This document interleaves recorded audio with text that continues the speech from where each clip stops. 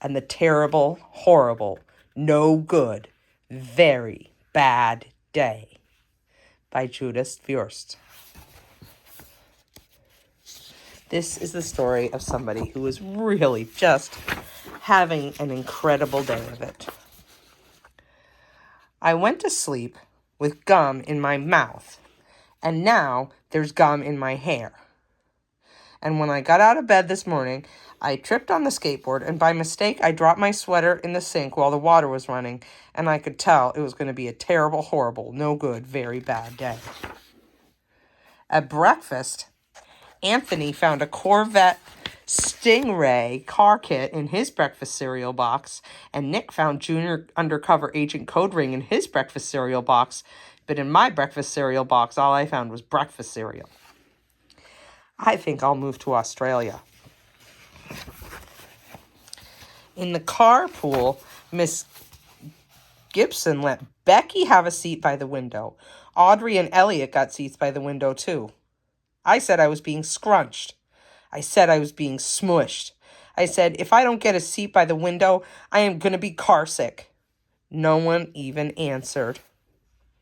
I could tell it was going to be a terrible, horrible, no good, very bad day. At school, Miss Dickens liked Paul's picture of the sailboat better than my picture of the invisible castle. At singing time, she said I sang too loud. At counting time, she said I left out 16. Who needs 16?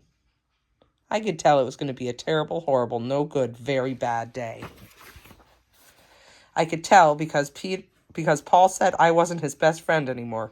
He said that Philip Parker was his best friend and that Albert Moyo was his next best friend and that I was only his third best friend. I hope you sit on a tack, I said to Paul. I hope the next time you get double-decker strawberry ice cream cone, the ice cream part falls off and lands in Australia. There were 2 cupcakes in Philip Parker's lunch bag, and Albert got a Hershey bar with almonds, and Paul's mother gave him a piece of jelly roll that had little coconut sprinkles on the top. Guess whose mother forgot to put in dessert? It was a terrible, horrible, very bad, no good. It was a terrible, horrible, no good, very bad day. Dentist.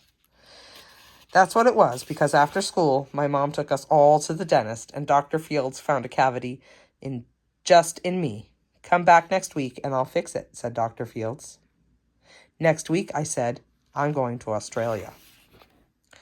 On the way downstairs, the elevator door closed on my foot while we were waiting for my mom to go get in the car. Anthony made me fall where it was muddy, and then I started crying because of the mud. Nick said I was a crybaby, and while I was punching Nick for saying crybaby, my mom came back to the car and scolded me for being muddy and fighting. I am having a terrible, horrible, no good, very bad day, I told everybody. Nobody even answered. Shoe shopping. So then we went to a shoe store to buy some sneakers. Anthony chose white ones with blue stripes. Nick chose red ones with white stripes. I chose blue ones with red stripes, but the shoe man said, we're all sold out. They made me buy plain white ones, but they can't make me wear them. When we picked up my dad at his office, he said I couldn't play with the copying machine, but I forgot. He also said to watch out for the books on his desk, and I was careful as could be except my elbow. He also said don't fool around with his phone, but I think I called Australia. My dad said please don't pick him up anymore. It was a terrible, horrible, no good, very bad day. There were lima beans for dinner, and I hate limas. There was kissing on TV, and I hate kissing. My bath was too hot. I got soap in my eyes. My marble went down the drain, and I had to wear my railroad pajamas. I hate my railroad pajamas. When I went to bed, Nick took back the pillow he said I could keep, and the Mickey Mouse nightlight burned out, and I bit my tongue. The cat wants to sleep with Anthony, not with me. It has been a terrible, horrible, no good, very bad day. My mom says some days are like that. Even in Australia.